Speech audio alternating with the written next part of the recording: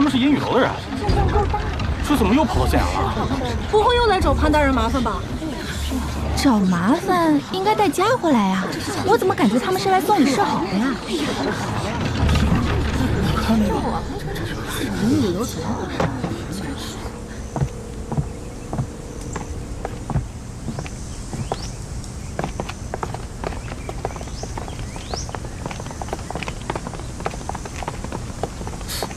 他又来这里做什么？不知道啊。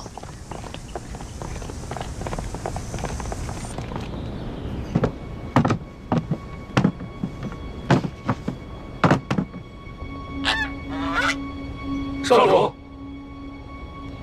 你们先出去吧。是。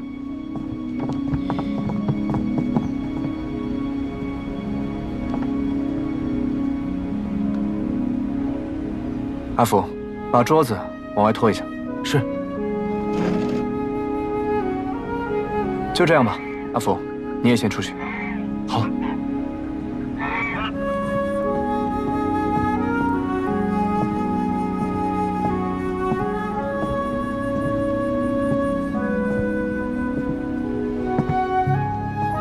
潘大人，又见面了。卓少主，你这登门是不是也太轻了？今天又是唱的哪一出？ 你放心吧，今日我不是冲你来的，而是找他。啊，卓少主，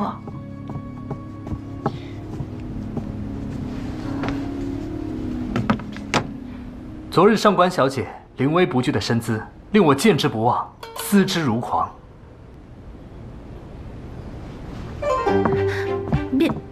别胡说。没胡说。 那个，卓少主，咱们俩呢也就见了一面，你这样实在是太突然了。司马相如与卓文君一曲定终身，我对上官小姐亦是如此。啊？阿江，你葫芦里卖的什么药？哎呀，卓少主想上演一出凤求凰，我本不该干扰，只是这里既是县衙。 而上官芷又是衙内之人，他若是不愿意的话，恐怕我还是得命人请你出去。那个，倒也不必。那你是愿意了？啊。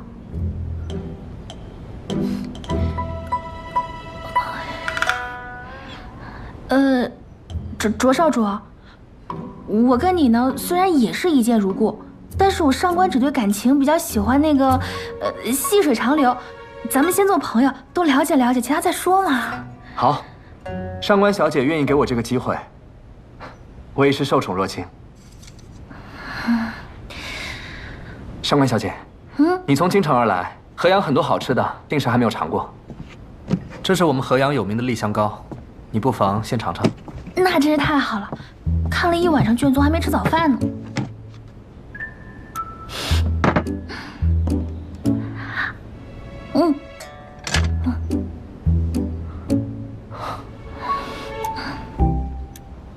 不会吧？我们名满天下的潘大人，竟会如此苛待下属？自是比不上卓少主笼络人心的手段啊。不过这里既是县衙，那自然有县衙的规矩，当然不是些寻常的江湖帮派可比的。谢了。潘大人，你误会了，我对你，还有这个县衙，是一点兴趣都没有。我是怕自己心爱之人再次受委屈。 我去给你拿水。对了，卓少主前几日在公堂上说，杨采薇是你的救命恩人。他没和你说过？看来他对你还是有所保留。他既然答应嫁给我，那我们自是两心相悦。会不会是你对他来说无足轻重呢？ 这很难说吧。哼，唉，杨采薇啊，杨采薇，若是你泉下有知，能否指点我一二？你到底是恨他，还是信他？需不需要我为你出这一口恶气？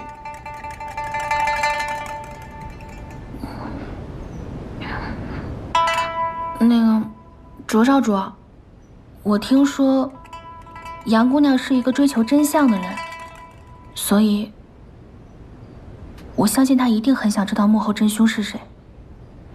有道理，那还请上官小姐给我指点一二，告诉我这幕后真凶该从何查起。查案之事乃是我县衙之务，就不劳银雨楼费心了。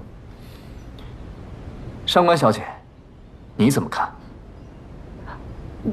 我怎么看？我怎么看啊？既然上官小姐为难，那我便不问了。不过上官小姐有任何事情，只管吩咐，我卓兰将定当义不容辞。还有，我的一片真心，还望上官小姐能够再考虑考虑。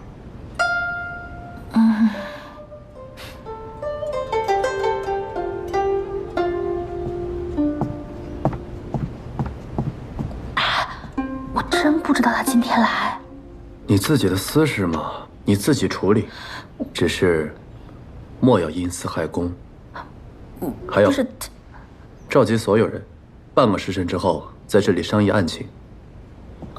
啊！什么乱七八糟的，把它收了。啊，我收。还有半月，便是夏至。听说河阳以往都会在这一天举办灯会，万人空巷，蔚为壮观。不过，因为5年前的一桩悬案，这个灯会因此取消，殊为遗憾。今年是我来河阳的第1年，我打算彻查此案，给河阳的百姓一个交代。大人，前任县令对此案已有定论，乃是恶交杀人，这旧案再提，恐有不妥吧？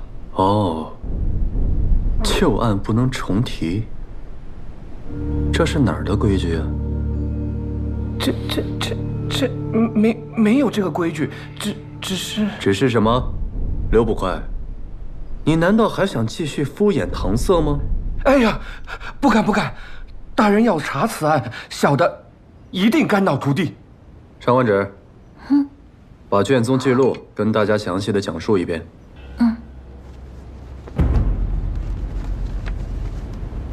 河阳傍水而建，传说水里潜有恶蛟，因受伤没有化龙入海。恶蛟状如蛇，手如虎，长至数丈。看见岸边嬉戏或行舟之人，会将人拖至水边，吮其鲜血，血尽方止。故而每年夏至，河阳举办盛大灯会进行祭祀，祈祷恶蛟飞升化龙，不再危害河阳。灯会渐渐演变成老少尽欢的一个节日。然而，5年前，灯会上发生了一桩凶案。尸体于河边树林发现，经仵作验尸判断，是枪血窒息而死。伤口在天突穴，深2至3寸，就像被野兽的利齿所伤。但奇怪的是，伤口切面平整，且呈蓝紫色，而伤口周围却肤色苍白，没有一丝血痕。现场没有发现拖拽或者搏斗的痕迹，死者似乎没有任何抵抗。官府查了一番，没有结果。孰料第2年灯会，又死了一个人，死状与1年前的死者别无二致。此后流言四起，人们都说是恶蛟所为，他勾魂吸魄，让看中的猎物自行来到偏僻处，然后噬人鲜血，致人死亡。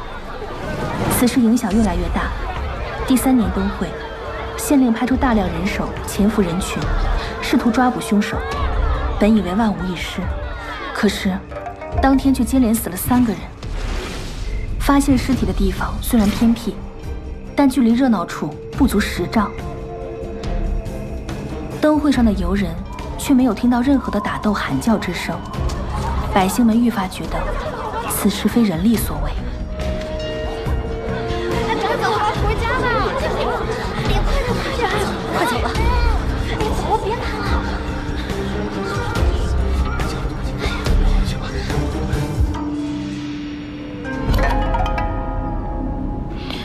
从那之后，恶蛟嗜血的说法也就甚嚣尘上。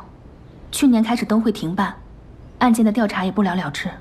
大人，这个事儿我能证明，当年在案发的时候，既没有明确的动机，也没有确凿的线索，整个案件特别诡异。这确实不像。行了，我不相信所谓恶交杀人这种无稽之谈。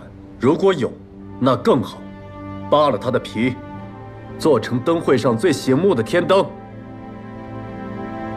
还愣着干什么？分头去查问死者的家人、证人，还有报关者，再查看卷宗有无遗漏的线索，然后回来汇报。是。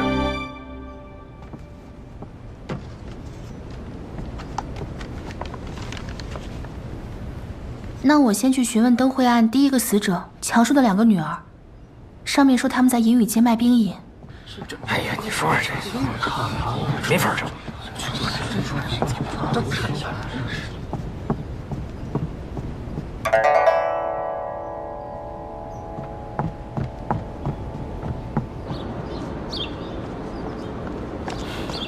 上官小姐，要去哪儿？我载你一程。阿江，没想到还能活着见到你。我也没想到，还能听到“阿江”这2个字。今日你没有生气吧？我为什么要生气啊？我以为你会怪我擅自上门打扰。哎呀，我知道你就是想让大家都看到我上官只是有你银宇楼少主罩着嘛，让他们别欺负我，对吧？你懂就好。但是你以后别搞那么大阵仗了，那不知道的还以为你真对我一见钟情呢。如果是真的，你可愿意？啊？开个玩笑的。这种玩笑不能乱开的。对了，你的脸到底是怎么回事？这件事情是因为上官芷，她为了嫁给潘越，让巫医强行将我变成这样，却不想自己竟在婚礼上丧命。我为了找出幕后真凶，只能借用他的身份回到县衙。倒是你，怎么我3年前认识的小混混，如今摇身一变，成银宇楼少主了？所以你愿不愿意跟银宇楼的少主做朋友呢？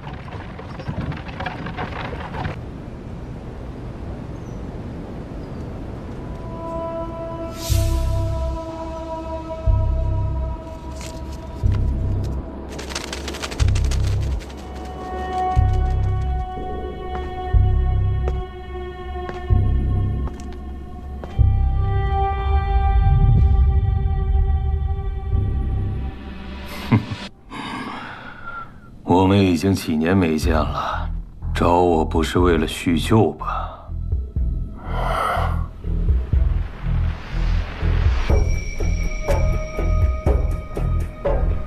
为了他。所以我以后应该叫你阿江呢，还是卓少主啊？想叫什么就叫什么。还是阿江好一点吧。阿江挺好。对了，你还没说呢，你为什么瞒着我装了3年的小混混呢？我还这么年轻，还没有到回顾往昔的时候吧？快说。3年前，我爹被金水帮暗算，我从京城回到河阳，接掌银宇楼。那是我这一生最黑暗的时光。为了保下我父亲打下的基业，我逼着自己成为冷酷无情的少主。丧父之痛，无人可受，甚至连一滴泪也不能流。直到那次受伤，我遇见了你。虽然说你把我当作喜欢打架斗殴的小混混，但是你，只有你，愿意跟我做朋友。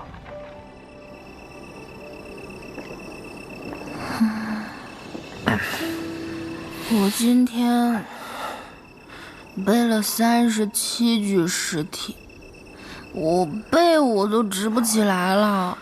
回来的路上，还有一群小孩跟着我，一直用石头砸我。本来呢，我以为这些年我也习惯了，日子嘛，总是喜乐少，辛苦多，这不就是普通百姓的日子吗？可是有时候吧，还是堵得慌。都一样。我曾经以为，我堂堂男子汉大丈夫，就应该锄强扶弱，纵横江湖。可是睁眼一看，除了阴谋算计，就只剩下你死我活。活着怎么就这么难啊？老天爷，你可真会玩啊！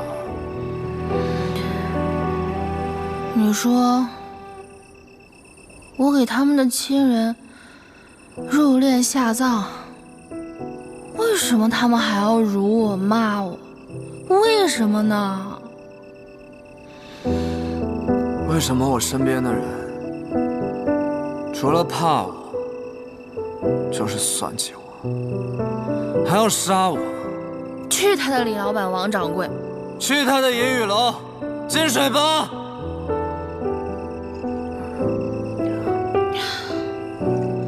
把我的爹娘还给我！把我的人生还给我！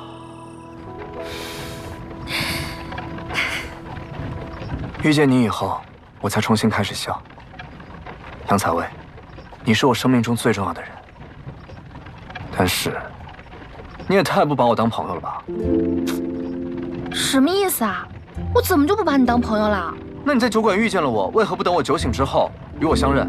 难道在你心中我比不上那个小骗子？不是啊，你跟小生都是我朋友，只是因为那件事件它牵连重大，我不想把你们俩也卷进来。要不是找不到师傅，连小生我都不告诉他。我这条命就是你救的，为你再死一次，又有何妨？哎呦，我说你能不能别老把死挂在嘴边，盼我点好行吗？也盼你自己点好啊。知道了。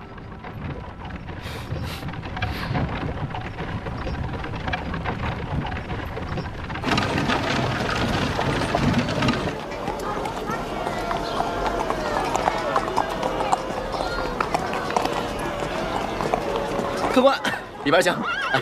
大人，前年灯会案最后一名死者田华，就是此店的少东家。案发以后，我多次访查，绝无遗漏。是潘大人吗？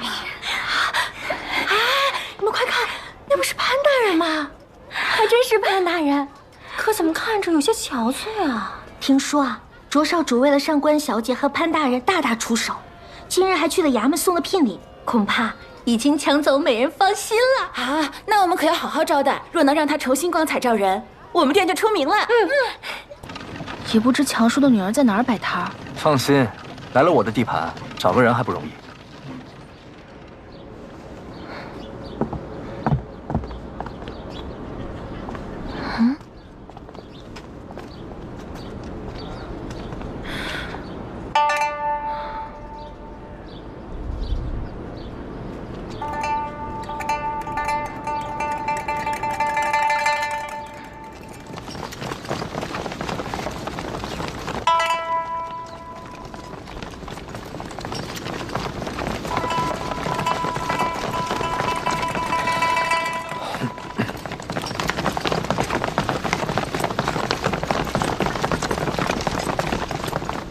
银雨街堂主赵钱，携手下弟兄，恭迎少主大驾，恭迎少主夫人大驾。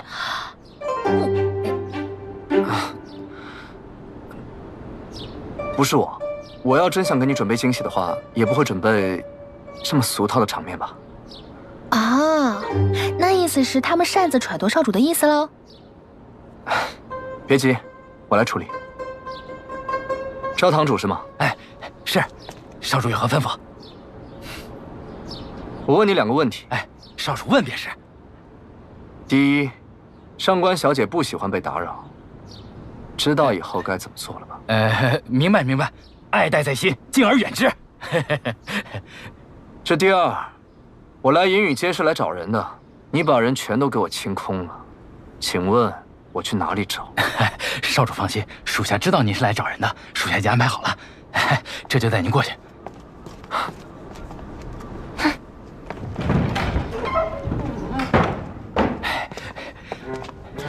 回少主，银雨街摆摊的小贩都在这儿了，我亲自派人抓的，一个都跑不了。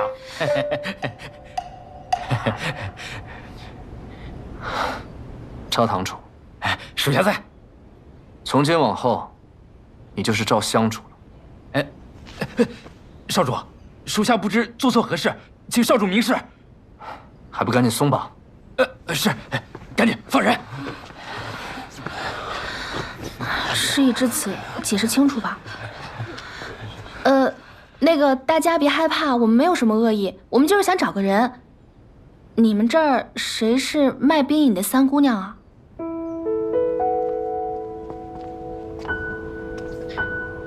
我就是。我问你们一个问题，谁能回答，我就留下谁。大人请问，你们以前的少东家叫田华对吧？他有什么仇家？死前又与谁结过什么恩怨？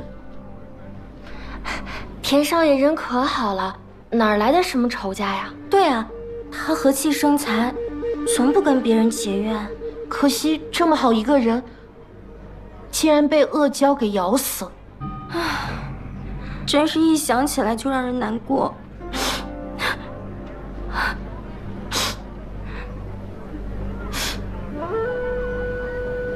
就这些？就这些。大人可想好了要选哪一个？就你了。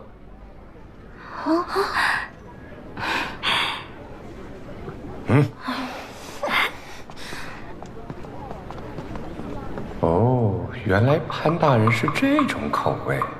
点什么头啊？还有你。什么？躺下。这位是卓少主，这位是上官小姐，他们问你问题，好好回答。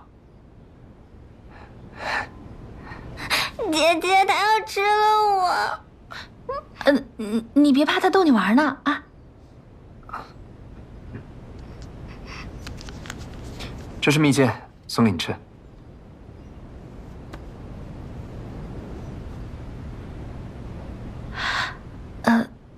那个三姑娘，我们今天来只是想问问你，你父亲强叔之死，没有恶意，你莫要见怪。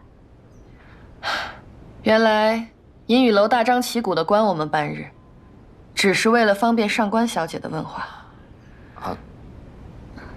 有什么尽快问，再迟，我的冰饮要化成水了。那个强叔遇害是5年前的事情了吧？5年前的灯会，卷宗里的记录我都看过了。我想问问你，你还能不能回想起什么不对劲的地方，或者说，有没有可能的仇家？我们冬日取冰、存冰，夏日出来卖冰饮，每日睁眼闭眼都是生活琐事，从未与人结怨。那强叔呢？他出事之前有没有什么异常？没有，每年灯会前都是我们最忙的时候。那会儿双双也才5岁，除了干活还要照看他，一切都再平常不过。可没成想，还是出了事儿，只留下一辆冰车和我们姐妹俩。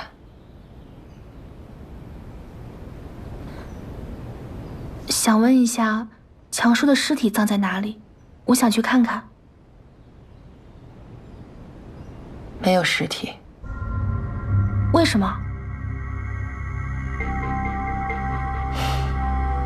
我爹下葬后没几天，他的坟墓附近出现了一些动物尸体，伤口跟我爹的一模一样。我把这事儿上报县衙，他们根本不理睬我。但后来几年都会接连死人，那些人的坟前无不如此。我们越来越害怕了，恶蛟伤人的事儿也越传越邪乎，于是，县令便派人将所有遇害的尸体都挖出来，扔进河中，献祭恶教。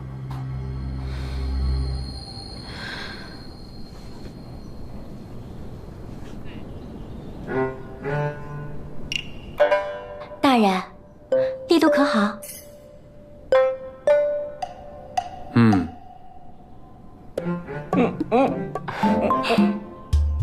你叫什么？小翠。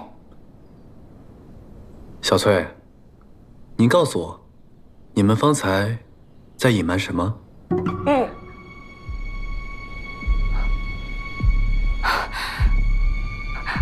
没有啊，大人何出此言？你刚刚流泪是真情流露，因为不想让别人看到，所以用一种极其夸张的擦泪方式来掩盖痛苦。若我所料不错，你与田华应该关系匪浅吧？他死了，你很难过，但又不敢让别人知道。我说的对吗？这里没有其他人，你可以放心告诉我。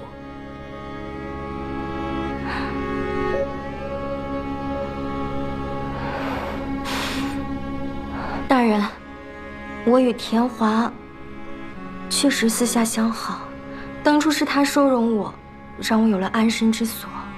故而一想起他，便悲从中来。可他平日为人，并不像他们说的那样和善，脾气很急，对人动辄打骂，整个华容殿的人都怕他。可他是少东家，大家又拿他没办法，所以他一死，大家都觉得是老天爷降下的报应，又怕调查牵连太广，引火烧身，所以才串通了撒谎。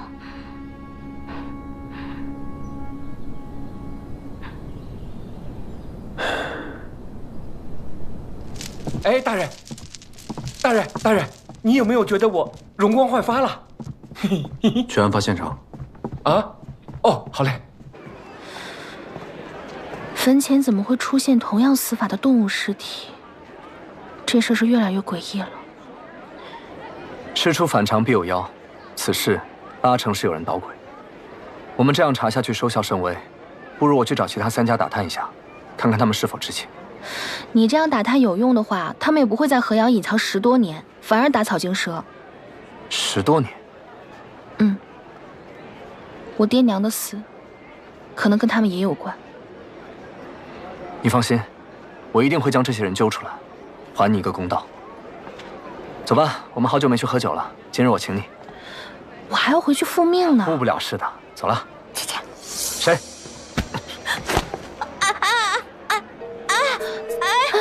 小生，放开我！上官小姐，救我！这个小骗子说我是小混混，还忘恩负义，说杨采薇认识我，属于交友不慎。上官小姐，你告诉我，我该如何处置他？他吓唬你呢。我跟阿江已经相认了。哎，小生，你怎么来这儿了？还不是这个小混混去鬼市逼问我跟你的关系，我担心你有麻烦，一直想要告诉你，但是没有机会啊。没想到他是银玉楼的少主，我怕你出事，所以跟过来看看。辛苦啦。哎，阿江刚刚说请客喝酒来着，你一起来吗？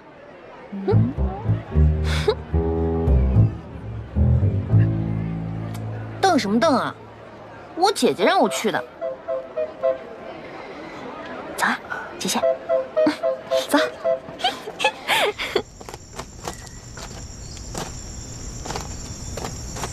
大人，这里就是第1起命案发生的地点，其他命案都在沿河附近，还有这儿。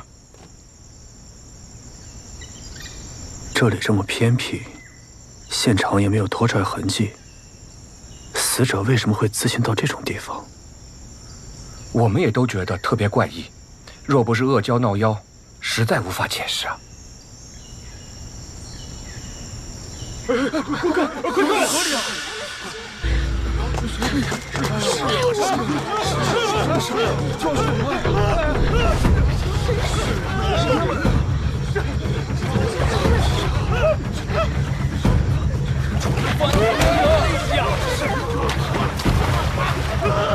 你去救人，我去追那怪物。好。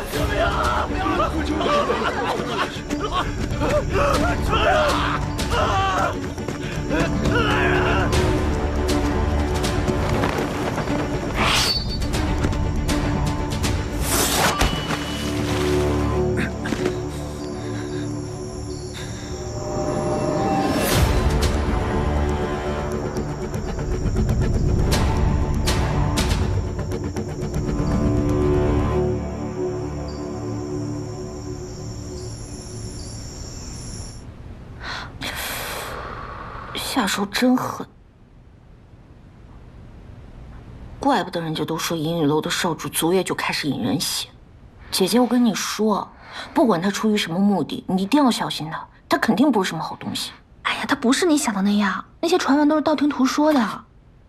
什么道听途说？我10年前就在鬼市做生意了，每天赚那点钱，我还要给他们银雨楼交月捐。哎，有一次就差了几个铜板。他们带人把我的摊子全都给掀了，东西全都给砸了。你说他作为少主，他不知道这事儿，我才不信，鬼信啊！反正那会儿我就开始发誓，但凡我以后要是见着他，我一定我去。你就如何？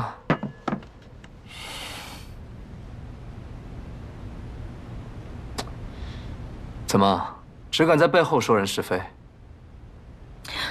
当你面我也会这么说。我要教你做人，给你好好上一课。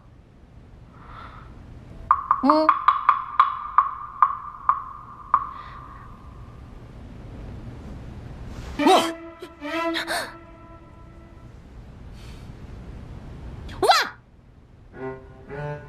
喊什么喊？吓我一跳。喝酒吧。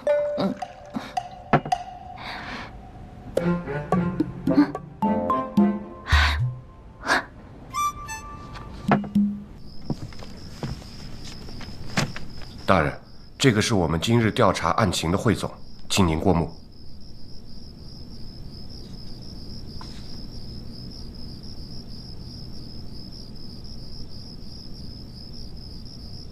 怎么少一个人？哦，上官小姐她还没回来。还没回来？大人，那要不我们去找找？不必了，你们是县衙的胥吏，不是上官府的家丁。是。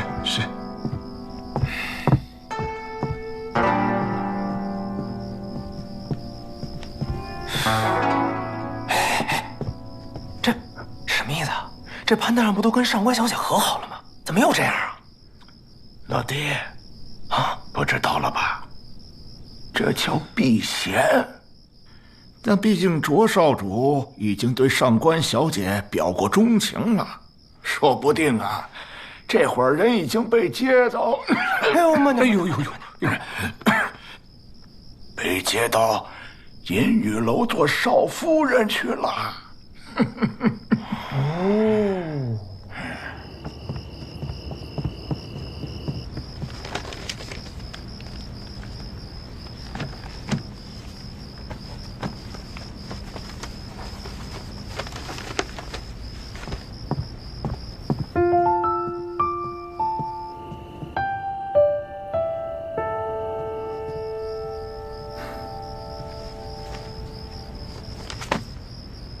关于尸体的记载呢？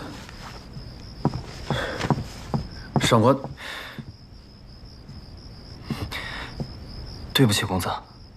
到了银玉楼地界，卓兰江的手下便清空了所有街道。本来我还远远看着，但是入夜之后，上官小姐到了河边，便跟丢了。什么？方才我找了半天都没有找到人，所以就赶紧回来禀报公子。大人，出事了！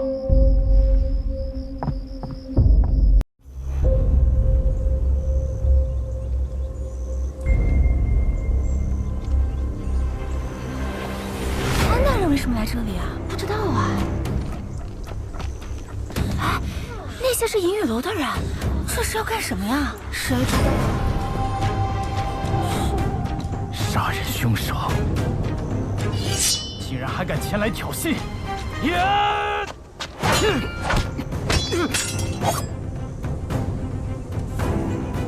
阿泽，今日是李堂主头七，怎可在他灵前造次？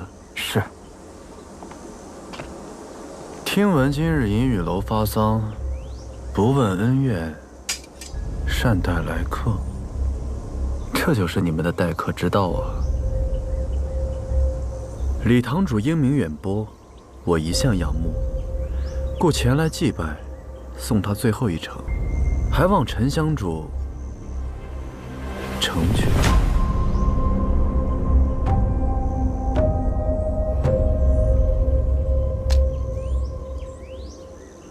来者都是客，杀他不必非在今日。请。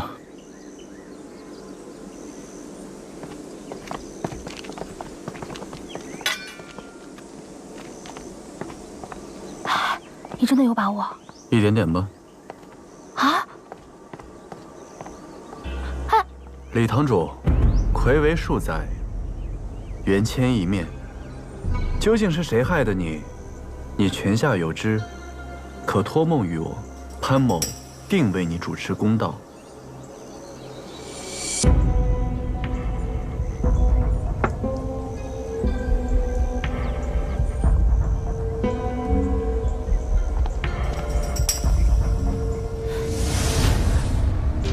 李堂主，是你在说话吗？哦，好，你说我在听。李堂主果然死有不甘，他说了什么？他说，凶手就在现场，就在这群人之中。你果然是来闹事儿的，啊！抓了这女的，系离堂主的在身之灵。住手！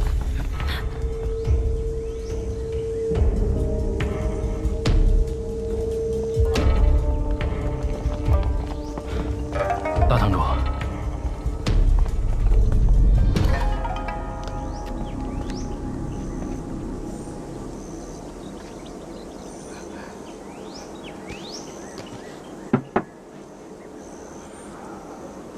在下银雨楼大堂主孙震，阁下就是御史潘越。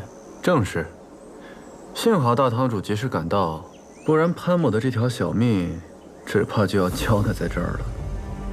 潘大人一路招摇过市，不就是想引出银雨楼的话事人吗？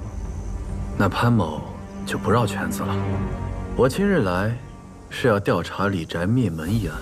真凶就是你身边这个丑八怪，还查什么查？听闻狗只有在害怕的时候才会拼命乱叫。你说谁是狗？谁害怕谁是狗啊？哎，你！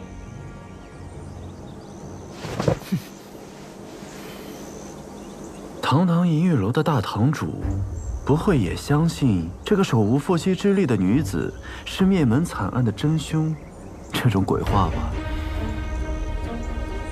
好。我让你查，请。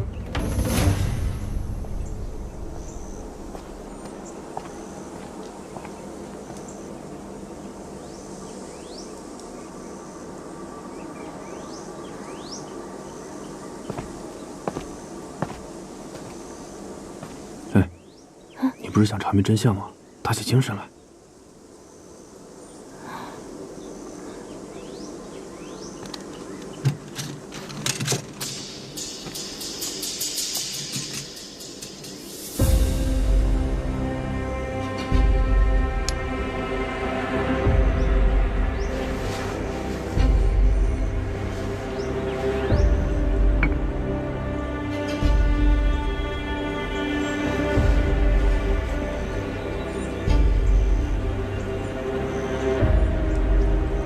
怎么了？他肚子里没有牛肉。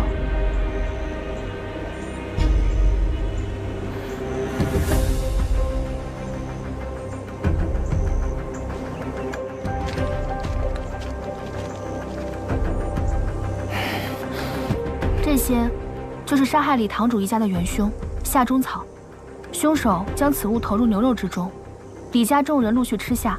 夏中草入腹之后，会有五脏俱焚之痛苦。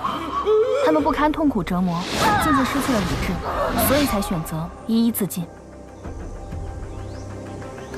凶手将货郎骨和一只老鼠藏于房梁之中，利用货郎骨的传闻，将杀人现场伪造成鬼魂索命。我本怀疑凶手会是你们银雨楼的仇人，但我昨夜验尸时遭到了蒙面人的刺杀，而不巧，我在他们身上搜到了这个。银雨楼杀人何须黑衣蒙面？这只能说明他不敢暴露身份。而银雨楼中与李堂主有直接利益关系的，无疑就是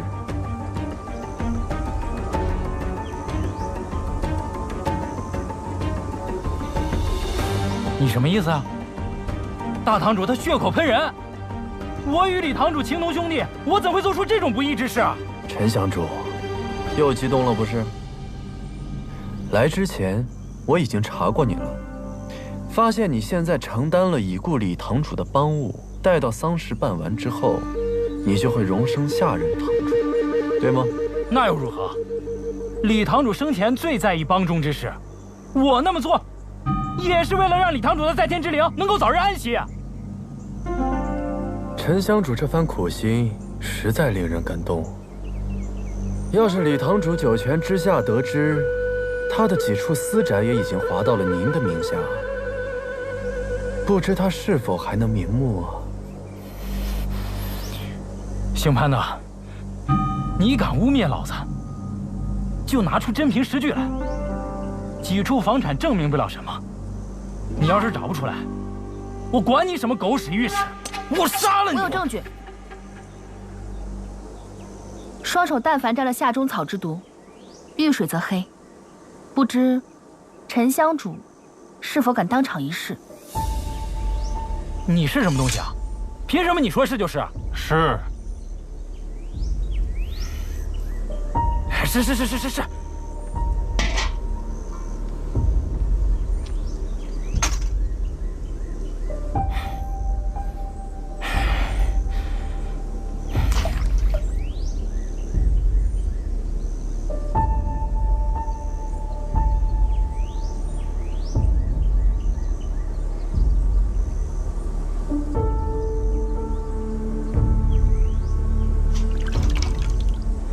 嗯，怎么样？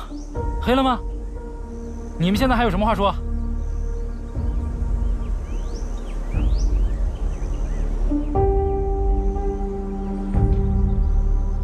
陈香主，请问你胳膊上的抓伤从何而来？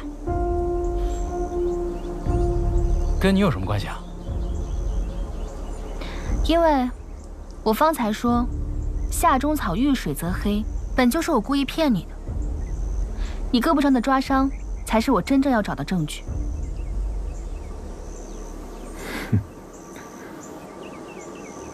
诸位，可以去看看丫鬟的指甲。方才我检验尸体的时候，发现只有她的胃里没有牛肉，她肚子里没有牛肉。她是被人从后勒死，伪装成自尽的模样。你买通丫鬟在牛肉里下毒，事后你想杀人灭口，她抵死挣扎，抓痕印在胳膊上。指甲里皮屑上的青红墨汁是银雨楼特有，想必诸位已经十分熟悉，就不必我多说了。陈香主，你杀害李家9条人命，证据确凿，你还有什么可抵赖的？你耍我？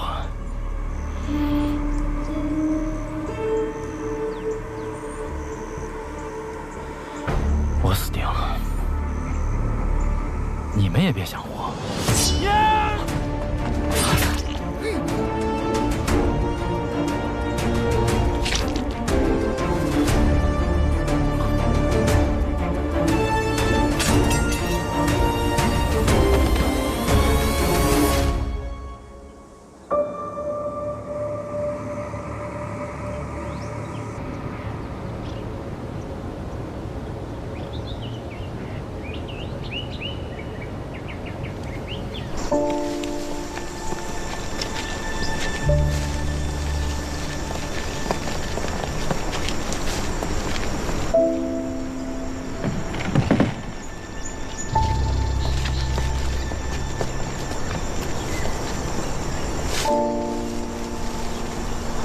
等等。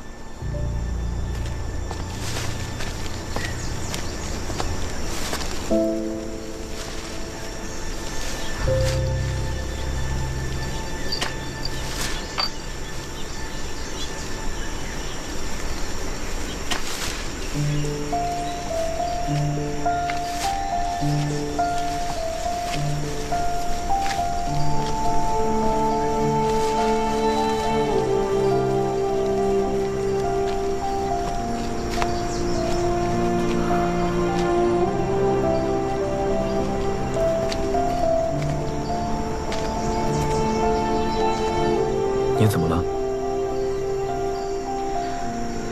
我看过太多被抛在乱葬岗的尸体，活着的时候风风光光，死了却毫无尊严。我曾想过，如果知道自己什么时候会死，一定要提前找一片好看的桃花林，把自己给葬了。那片就不错。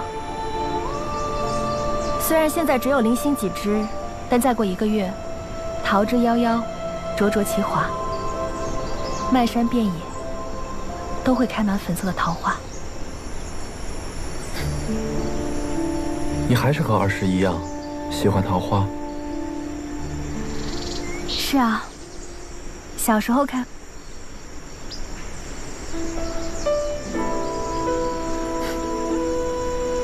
不用再掩饰了。我早已经调查清楚，10年前，你的父亲获罪流放，在路上遭遇强盗劫财，父母双亡，你流落至河阳，被江武作收养。8年前，你开始为江武作做助手，5年前，江武作的疯病越发严重，被县衙辞退，你便开始到义庄搬运尸体，照顾他至今。还要我再说下去吗？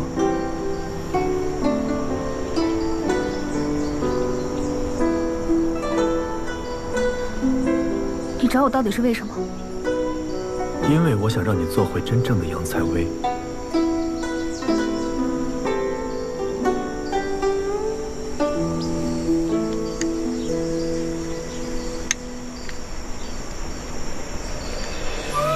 先皇赐婚，潘阳之好。我的第2个条件就是，我要娶你。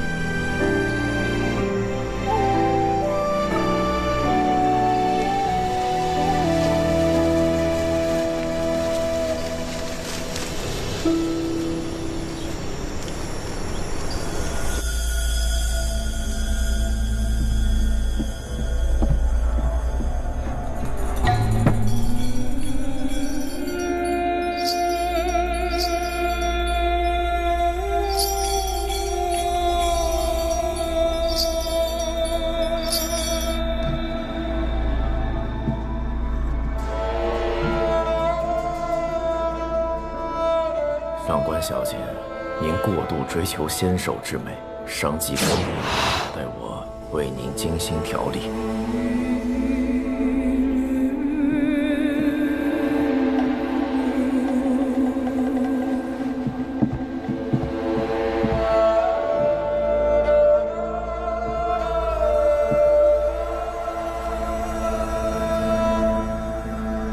为了你，我承受什么痛楚都心甘情愿。潘郎，我们就是天造地设的一对。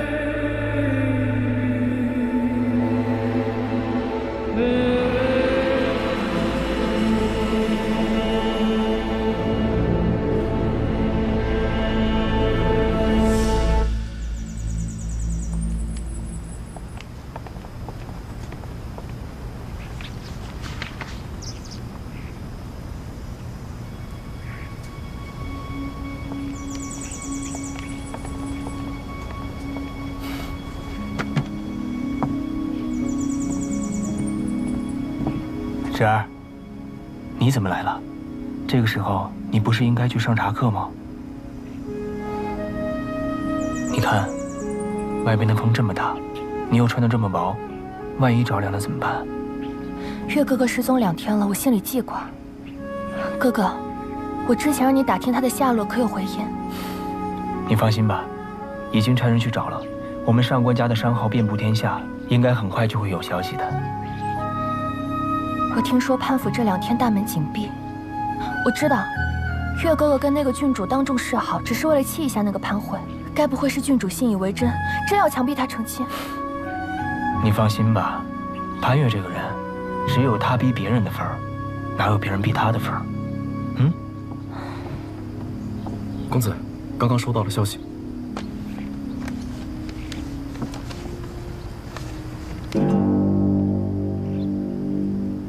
怎么了？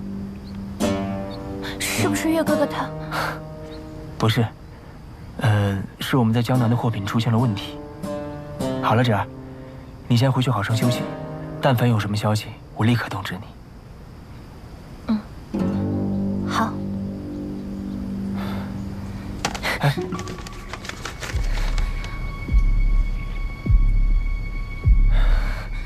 芷儿，你别激动，此时来的蹊跷，我一定会。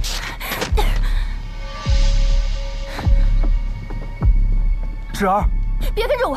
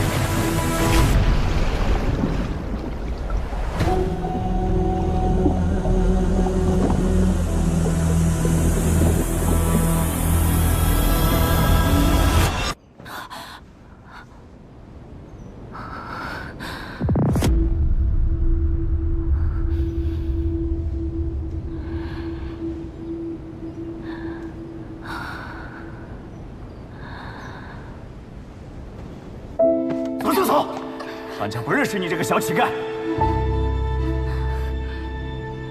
我是杨继安之女杨采薇，我要找潘越，我要找潘越，潘越。少爷托我带话，如今你是罪臣之女，以后与我潘家再无瓜葛。我不信，我不相信。走，别再来了。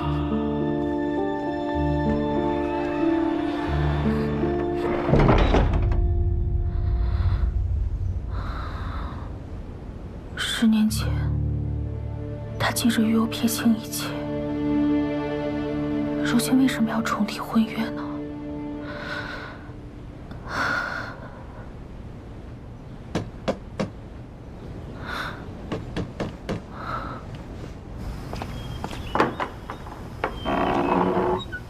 杨姑娘，我奉公子之命前来接你。要带我去哪儿？到了便知。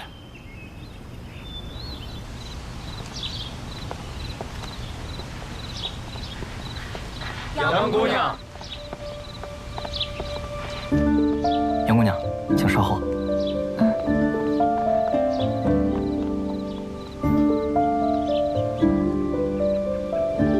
你觉得在此成亲如何？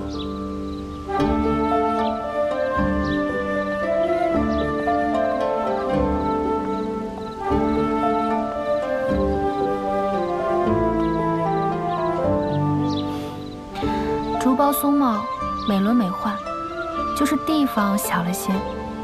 潘大人风度翩翩，世人倾慕，想必届时定是高朋满座，这地方怕是容不下了。我倒是不知，你如今也喜欢热闹？仙娘喜欢就好，我喜不喜欢不重要。你我的婚约也是陈年旧事，做不得数。更何况，我容貌丑陋，身份低微，绝不是良配。还请潘大人许我退婚。无父母在场，无媒人作证，空口白牙，退不了婚。那就请媒人去吧。好啊，你我成亲，随我回京，咱们自可以请他老人家喝一杯喜酒。采薇，是我来晚了，委屈你了。潘大人，你于我而言，不过是儿时的一个故人，你我之间，既谈不上情分，又何来的委屈呢？总之，我定不会嫁给你的。告辞。就算你我之间已无情分，难道你答应我的条件，也不作数了吗？银雨楼之事，我确实欠大人一个人情，日后必定会报答。不过，强逼女子以身相许这种事，我想，以潘大人这种高风亮节的君子，是绝不会做的。谁说我是君子了？为达目的，我向来不择手段。5日之后，便是你我当年约定的婚期，在那之前，我一定会让你点头。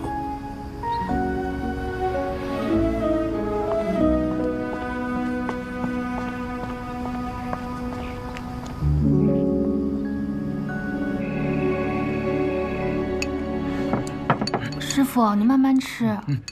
怪我回来晚了，你饿坏了吧？都是那个潘越，自打他来了河阳，我就没有安生过一天。凶手！凶手！凶手！师傅！凶手！师傅！师傅！师傅！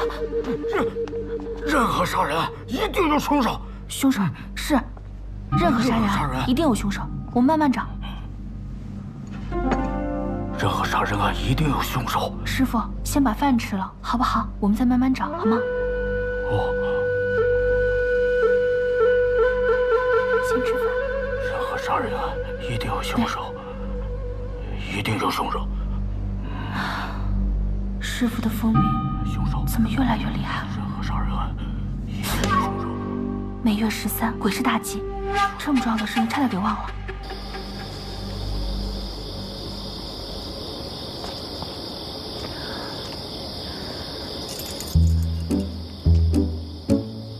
去哪儿？我送你。谢潘大人好意，我们不顺路。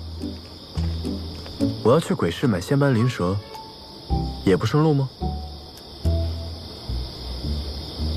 你怎知我要去鬼市？你们监视我？哎，你我之间怎么能用监视2字呢？我只是想知道你有什么需求，好尽力满足吗？你曾说会让我点头，该不会是想用我师傅的药引子作为胁迫吧？胁迫2字多见外啊！走吧。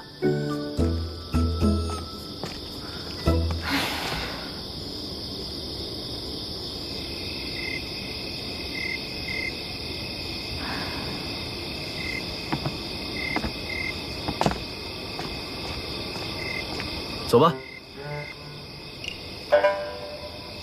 走啊！走。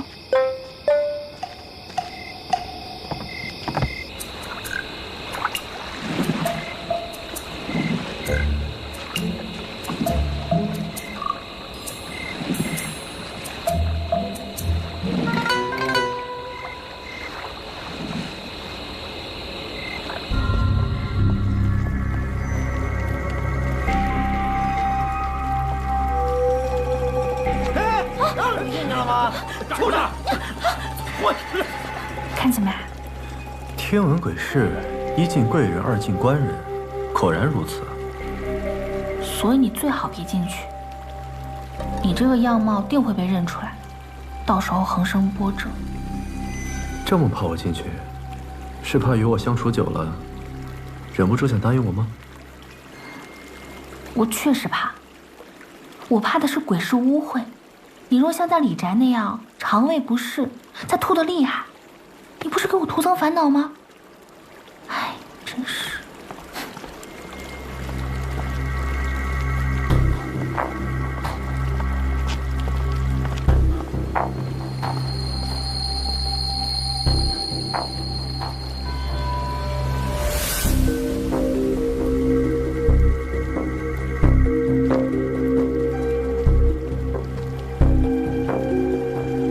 然是做生意的地方，为什么费力做这么多机关呢？这里呀，本是河阳几个豪强的老巢，这些机关是为了防范官府。如今他们发达了，便金盆洗手，做起了正经生意，这地方也就渐渐荒废了，被底层人利用起来，成了互通有无的集市。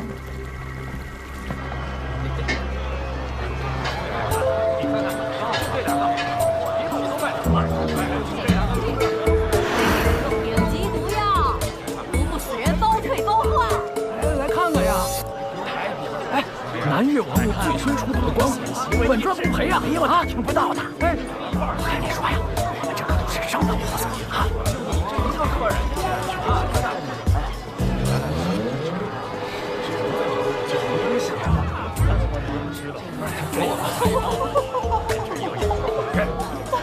来了。来了。来了。来了。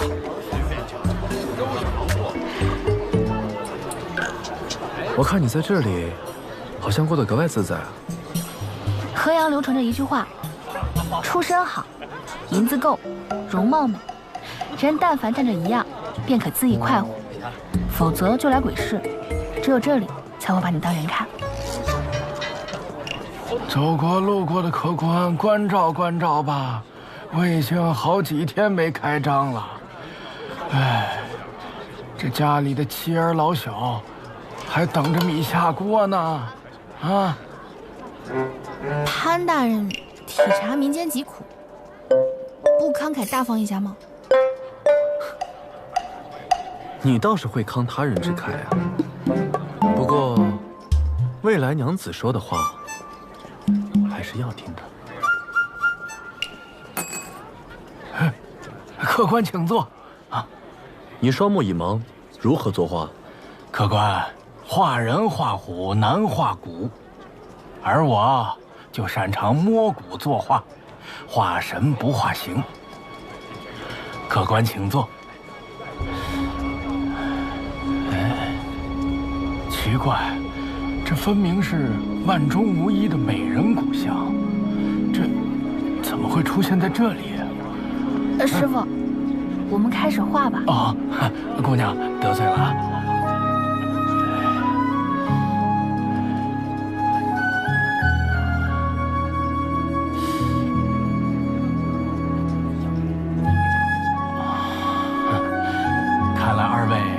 真的是天造地设的一对儿呀。不过，这位姑娘脸上的伤疤是……哦，没什么，而是家中遭遇变故，被刀砍伤的。哦，二位客官。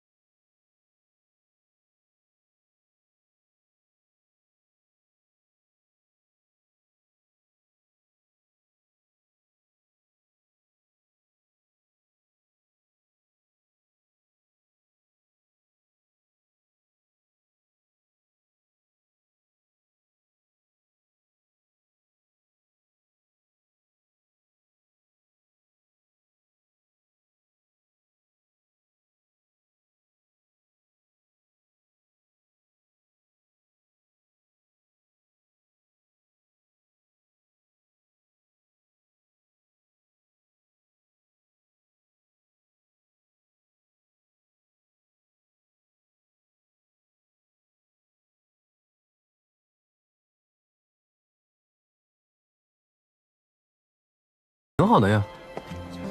唉，一个疤在脸上，一个伤在心里。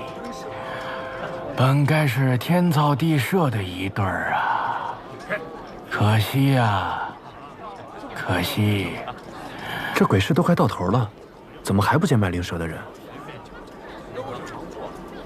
哎，小生，姐姐，哎呀，来了！你看什么？这是，哦，他是我们义庄学徒，没见过什么世面，今天特意带他来开开眼。嗯。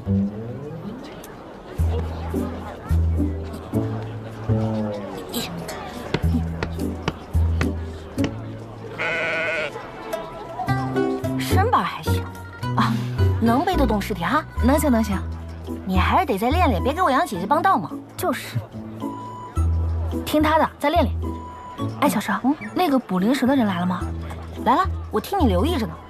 只不过这老东西吧，他有点嗜酒如命，这会儿我也不知道他在哪。行，现在连我的银子都想赚了哈，给你，想要多给你。开玩笑呢，我们是一起要过饭的交情，我哪能真要你钱？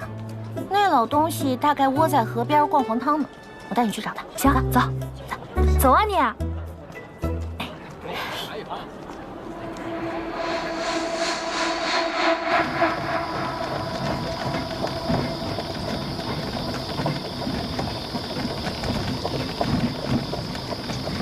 喂，这里是潘大人居所，闲杂人等不得自扰，快走！睁大眼睛看看，我家小姐也是闲人吗？上官小姐，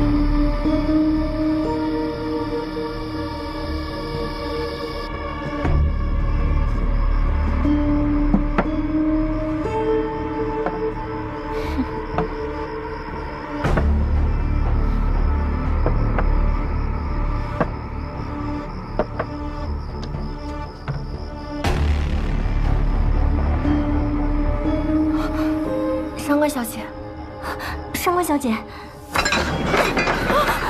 上官小姐，你怎么了？滚开！是。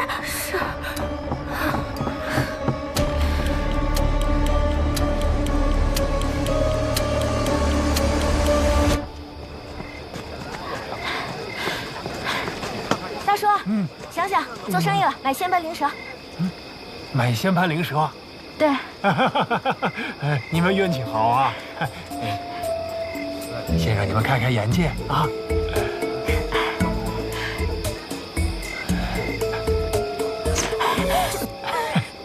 这仙盘灵蛇隐匿于雪山，雪水初融之时才现真身。这条灵蛇，你整个鬼市找不出第二条的。你别抬价，你就说多少钱能卖。50贯。1文都不能少。大叔，上回咱们说好的10贯你就卖的。10？对啊，你不记得我了？此一时彼一时啊！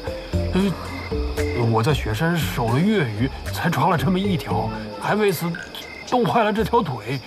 这以后再也进不了雪山了。这医药费，我怎么也得从他身上找补回来，不是？那。够了吧？够了。哎，无功不受禄，我自己的事情自己能想办法。大叔，这些钱你先拿着，剩下的1个月之内我给你补齐，超期1天，我给你多加1贯钱。可以了，卖吧。啊，行了，卖给你了，这条蛇给你吧。谢谢大叔。就是一点银子，至于跟我算的这么清吗？萍水相逢，算清楚的好。是那谁呀？来，你看，就是他，他就是潘越，是朝廷的御史。潘越，他怎么来这儿？他就是要娶你那个潘越。是啊。阁下还要继续掩饰身份吗？怎么来了？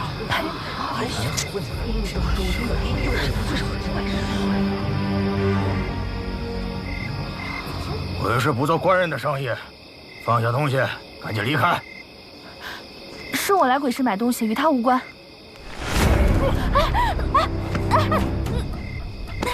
放手！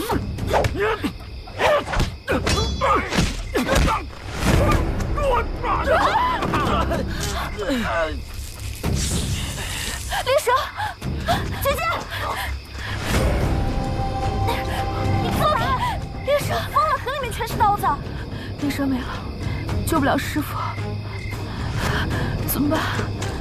灵蛇，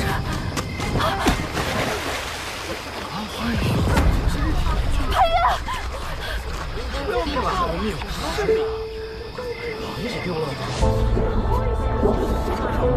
他这胆子可真大，这水里面可是有刀子啊！看来这东西对他一定很重要。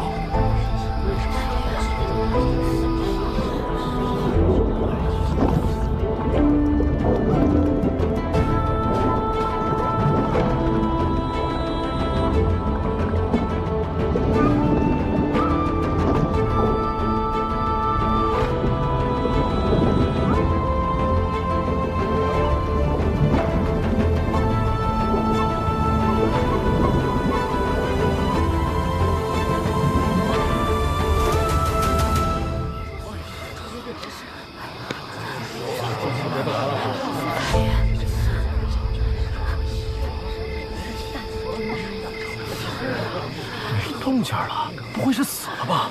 住口！别说。潘越，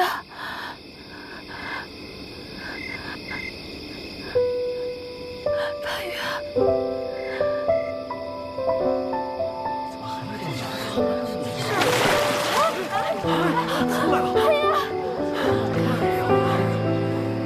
抓到了！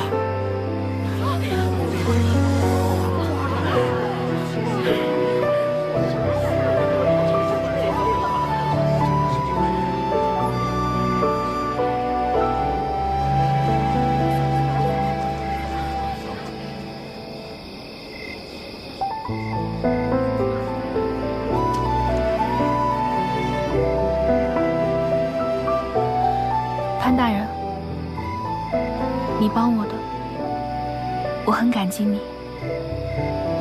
但是河阳不是你应该来的地方。10年前，你托人带话与我断绝关系，我们就已经是陌路人了。不管今时今日，你是因为一时兴起，还是因为内心有愧疚，这些都不重要了。过去的事情就让它过去，到此为止，好吗？杨采薇，其实你并不像你说的那样，对我毫无情分，是不是？我一直不知道你当年找过我。无论我家门口那人对你说过什么，恐怕都是我父亲授的意。这些年来，我一直在四处打探你的消息。当我知道你在河阳，便第一时间赶来找你。我原以为履行婚约就是我对你最好的弥补，但是我却忽视了这么多年来你所经历的一切，更不知道如今的你到底想要的是什么。对不起，是我太自以为是了。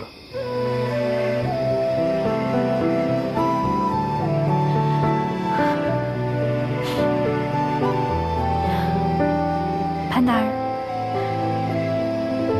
你我早已不是一个世界的人。今日你既然已经找到了我，那也算了了你未实现的承诺。过去的事情就让它过去吧，以后不必再提了。可我想提，我找你，并不仅仅是为了履行婚约，而是因为我想找到你，照顾你，保护你。不管是10年前，还是10年后，你都是我今生唯一想要娶的人。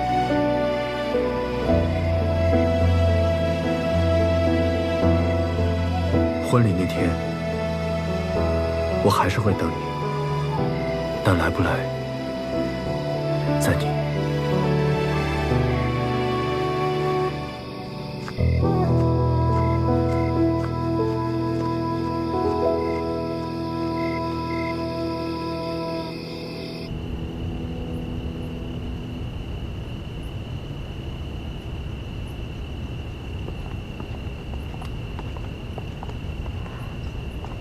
公子，您可算回来了。上官小姐她，我们根本劝不住。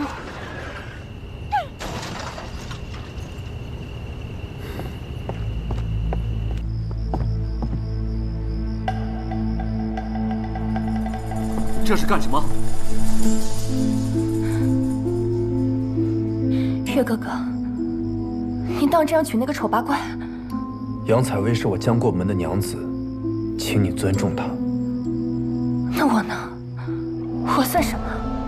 我与你说过很多遍了，我只把你当成上官兰的妹妹，绝无半分男女之情。我不信，我不信我比不过这种人。你定是因为婚约，定是因为婚约才不得不娶她。月哥哥，我不在乎名分，我可以做妾。与你说不通。潘越，月哥哥，你可知道，我为了完美的身躯，我承受了多少，我才配站在你身边？我受尽了疼痛，我所做的一切都是为了你。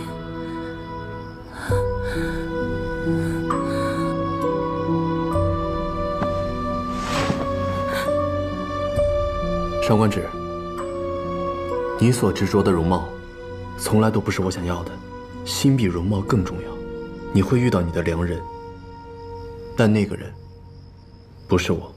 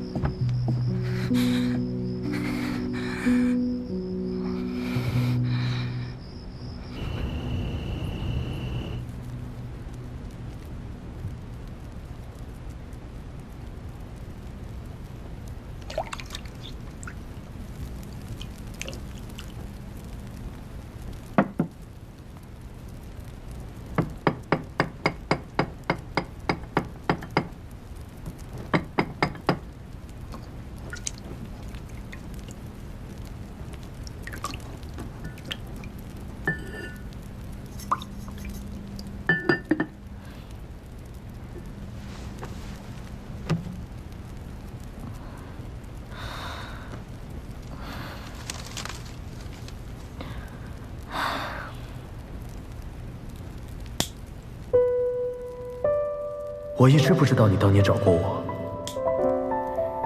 无论我家门口那人对你说过什么，恐怕都是我父亲授的意。婚礼那天，我还是会等你，但来不来，在你。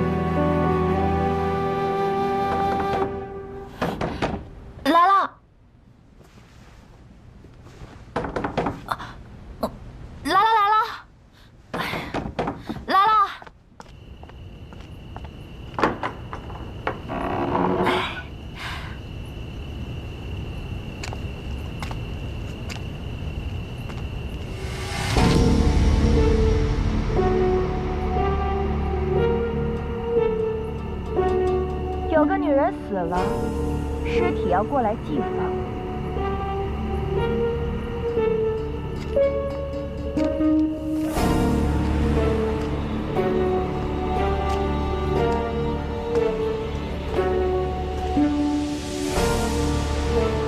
如何死的？